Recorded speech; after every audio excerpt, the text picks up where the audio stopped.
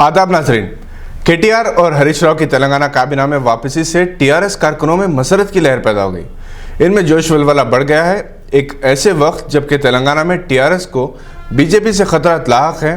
KTR और Harish Rao TRS को महफूज रखने के लिए क्या कर सकते हैं, आने वाला वक्त बताएगा। मोदी हुकूमत के जरिए जम्मू कश्मीर से दफा 370 खत्म करने के मामले में सुप्रीम कोर्ट ने बड़ा इक़दाम उठाते हुए इसे आईनी बेंच के पास भेजने का फैसला किया। इम्कान जाहिर किया जा रहा है कि 5 जजों की आईनी बेंच अक्टूबर के पहले हफ्ते से इस सिलसिले में समाअत शुरू कर सकती है। सुप्रीम कोर्ट ने साथ ही मरकजी हुकूमत को एक नोटिस भी जारी किया है, जिसके जरिए यह जवाब मांगा गया कि रियासत में मवासिलात पर कब तक पाबंदी रहेगी। इस सिलसिले में मरकज की मोदी हुकूमत को 7 दिन में जवाब देने की हिदायत दी गई है। वाज़ेह है कि मोदी हुकूमत ने जम्मू कश्मीर को खुसूसी इख्तियार देने वाली दफ़ा 370 के कई हिस्सों को ख़त्म कर दिया था। इसके खिलाफ सुप्रीम कोर्ट में कई अर्जियां दाखिल की गई थी।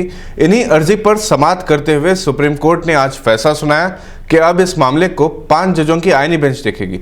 सुप्रीम कोर्ट में ये अर्जियां जम्मू कश्मीर को 2 हिस्सों में तकसीम करने और रियासत में फ़ोन और इंटरनेट खिदमात को बंद करने के साथ साथ प्रेस की आज़ादी के मुतालिक दाखिल की गई थी। नेशनल कॉन्फ्रेंस के रुकने पार्लियामेंट मोहम्मद अकबर लोन और जस्टिस सुबुकदोश हसनैन मसूदी ने जम्मू कश्मीर के आईनी दर्जे में मरकजी हुकूमत के जरिए की गई तब्दीलियों के खिलाफ ये अर्जी दाखिल की थी। इनके अलावा साबिक IAS अफसर शाह फैसल, तुलबा लीडर शैला रशीद वगैरह ने भी सुप्रीम कोर्ट में अर्जी दाखिल की थी।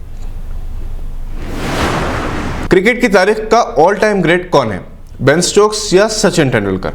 ICC ने एक ट्विटर पर तस्वीर जारी की है जिसमें लिखा कि Sachin all time great cricketer के साथ, जिसके बाद सोशल मीडिया पर ICC पर तनकीद की जाने लगी है क्योंकि सचिन और स्टोक्स का कोई तकाबुल नहीं। अगरचे कि स्टोक्स ने वर्ल्ड कप में अपने 84 रन की इनिंग्स से इंग्लैंड को वर्ल्ड चैंपियन बनाया और ऑस्ट्रेलिया के खिलाफ दूसरे टेस्ट में 135 रन की नाकाबिले शिकस्त इनिंग्स से इंग्लैंड को सनसनीखेज कामयाबी दिलाई थी। ताहम सचिन तेंदुलकर से इनका मुकाबला नहीं किया जा सकता क्योंकि इंटरनेशनल क्रिकेट में 100 सेंचुरियां बनाने वाले, टेस्ट क्रिकेट में 15,000 से ज़ायद रन और वनडे क्रिकेट में 18,000 स्कोर करने वाले सचिन क्रिकेट की तारीख के अजीम बैट्समैन हैं। यह और बात है कि इनसे ज़्यादा अजीम खिलाड़ी डॉन ब्रैडमैन है। World badminton champion PV Sindhu का वतन पहुंचने पर वालेहाना इस्तकबाल किया गया। पहले दिल्ली में वज़ीर आज़म नरेंद्र मोदी ने इनसे मुलाकात की और मुबारकबाद और आशीर्वाद दिया। हैदराबाद एयरपोर्ट पर स्पोर्ट्स मिनिस्टर की क़यादत में मिस्टर श्रीनिवास ने इनका इस्तकबाल किया। इस मौके पर सिंधु के अरकान ख़ानदान मौजूद थे। दिल्ली के फिरोजशाह कोटला स्टेडियम को अब अरुण जेटली स्टेडियम के नाम से मौसूम किया गया, जिससे एक सवाल उभरा कि अगर किसी शख्सियत के नाम से कोई अहम मुकाम को इसकी यादगार के तौर पर मौसूम किया जाना है तो उसकी मौत का इंतजार क्यों किया जाए।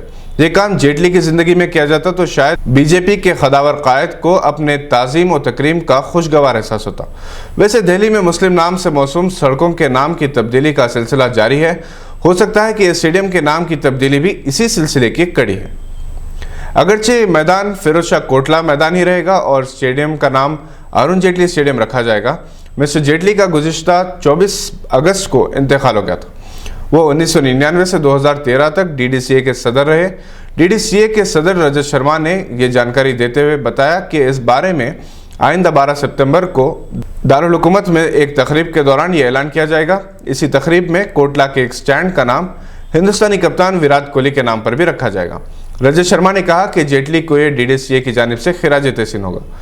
इस स्टेडियम की तामीर नौ उस वक्त हुई थी जब जेटली DDCA के सदर थे, इसलिए हमने मुत्तफ़िक़ा तौर पर फैसला किया कि स्टेडियम का नाम अरुण जेटली के नाम पर रखा जाए। जेटली की हिमायत और हौसला अफजाई ही से विराट कोहली, वीरेंद्र सहवाग, गौतम गंभीर, आशीष नेहरा, ऋषभ पंत और बहुत से दूसरे क्रिकेटर्स ने हिंदुस्तानी टीम में जगह बनाई और हिंदुस्तान का नाम रोशन किया। 12 सितंबर को होने वाली तकरीब में विराट के नाम पर फिरोजशाह कोटला मैदान के एक स्टैंड का नाम रखा जाएगा। विराट इस तरह सबसे नौजवान फाल क्रिकेटर बन जाएंगे जिनके नाम पर फिरोजशाह कोटला स्टेडियम में एक स्टैंड होगा।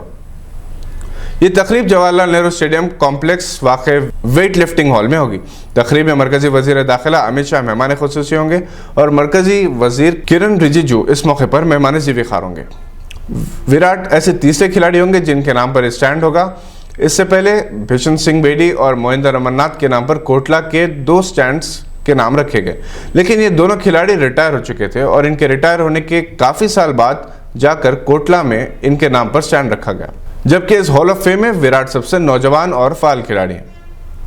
वीरेंद्र सहवाग और अंजुम चोपड़ा दो दीगर ऐसे खिलाड़ी हैं जिनके नाम पर कोटला की गेट रखे गए हैं, जबकि हॉल ऑफ फेम साबिक हिंदुस्तानी कप्तान मंसूर अली खान पतौड़ी के नाम पर रखा गया। डीडीसीए इस मौके पर पूरी हिंदुस्तानी टीम और कोच रवि शास्त्री को सरफराज करेगी। डीडीसीए इस मौके पर इन क्रिकेटरों को भी सरफराज करेगी जिन्होंने दिल्ली की खिदमत की है लेकिन गुज़िश्ता 5 सालों में रिटायर हो गए। ये थी आज की कुछ अहम खबरें। देखते रहिए गवाह।